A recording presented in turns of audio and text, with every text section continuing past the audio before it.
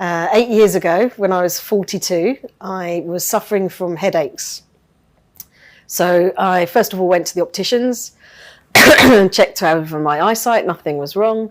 And then they suggested I maybe went back to my GP. So I went to see my GP, and I complained about the headaches to the GP.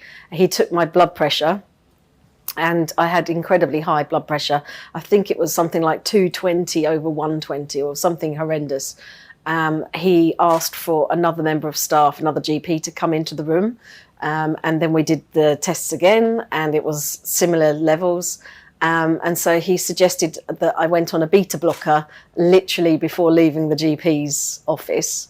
And they undertook some blood tests. Within a week, I knew that there was a problem with the kidneys. The kidney indicator had red flags on. So then there was some discussion about whether I was going to be treated by the GP or whether I was going to be transferred to a nephrologist at the local hospital. I was then transferred to the hospital, where they decided to undertake a biopsy to decide what the kidney disease was, or what was the problem with my kidneys. And that's how I was diagnosed with IgAN.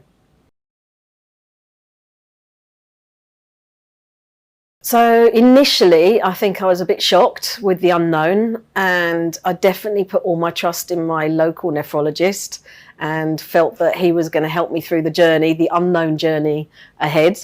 But as time's progressed, and lucky for me, my kidney function has remained fairly stable. Initially it was 28, and now I'm at 24, but that's over an 8-year period. And the longer life goes on, the more blasé I am about it. And I think that I just live a normal life. I live life to the full. I exercise and eat what I'd like to eat, and it doesn't really affect my day-to-day life.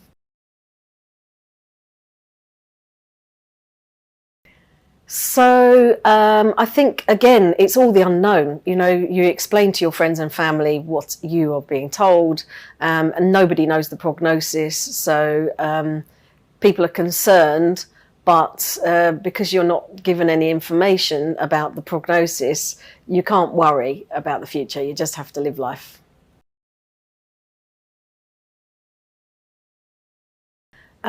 I would say get involved in the local Facebook groups, which have a whole host of different subjects, and you'll be informed about every aspect of IgAN.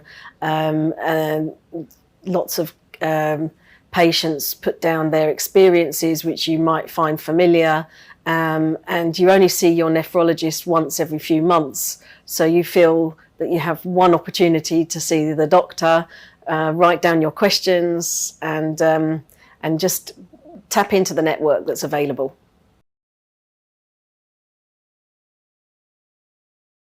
I think if you start looking on the internet, there's all sorts of information out there, good and bad. So for me personally, I have tried to be involved in the IgAN information days, which are very specific to our disease and led by John and his team, who are the experts in the UK on our particular disease.